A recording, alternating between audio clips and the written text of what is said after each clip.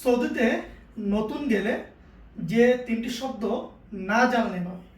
চলুন আমরা শব্দ তিনটি শিখি।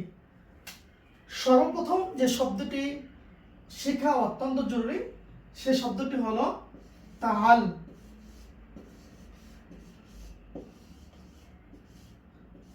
তাহাল অধিকাংশ সৌদিয়ান সবসময়ের জন্য এই শব্দগুলো ব্যবহার করতে থাকে। তাহাল তাহাল অর্থ হলো আসো।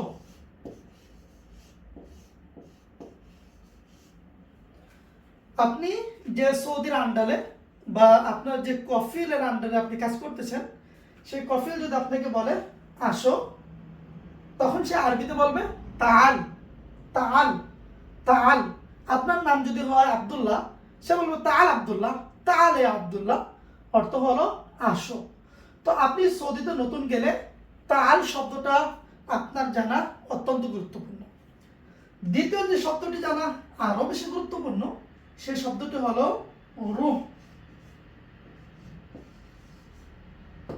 বা রো। রুহ অথবা রো, রুহ অথবা রো এর অর্থ হলো যাও, এর অর্থ হলো যাও।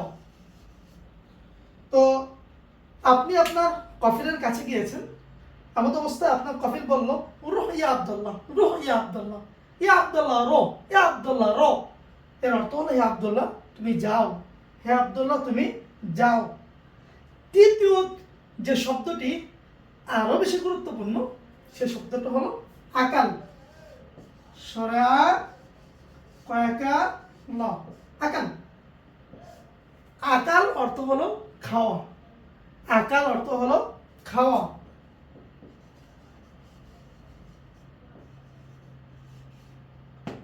আকাল অর্থ হলো খাওয়া। তো আপনার খিদা লাগলে আপনি বলবেন আকাল আকাল আকাল। প্রথম অবস্থা আপনি গিয়েছেন, আপনি এতটুকু বলেন আকাল। অথবা আপনার কফিল আপনাকে খাওয়ার জন্য বলবে এ আব্দুল্লাহ আকাল, এ আব্দুল্লাহ আকাল, অর্থ হলো এ আব্দুল্লাহ তুমি খাও বা এই জাতীয়। তো যে তিনটি শব্দ অত্যন্ত বেশি গুরুত্বপূর্ণ, একটা হচ্ছে তাহাল মানে আসো, দ্বিতীয় শব্দ রুহ বা রো অর্থ হলো যাও, তৃতীয় শব্দ হচ্ছে আকাল বা আক্কেল। আকাল বা অনেকে আক্কেল শব্দ ব্যবহার করে। তো যারা নতুন আছেন তারা এই তিনটি শব্দ ভালো মতো মুখস্থ করবেন। বিশেষ করে যারা প্রবাসে যাওয়ার জন্য পাসপোর্ট করেছেন, যারা প্রবাসে যাওয়ার জন্য ভিসার জন্য আবেদন করেছেন, তারা এই তিনটি শব্দ বেশি করে মুখস্থ করবেন।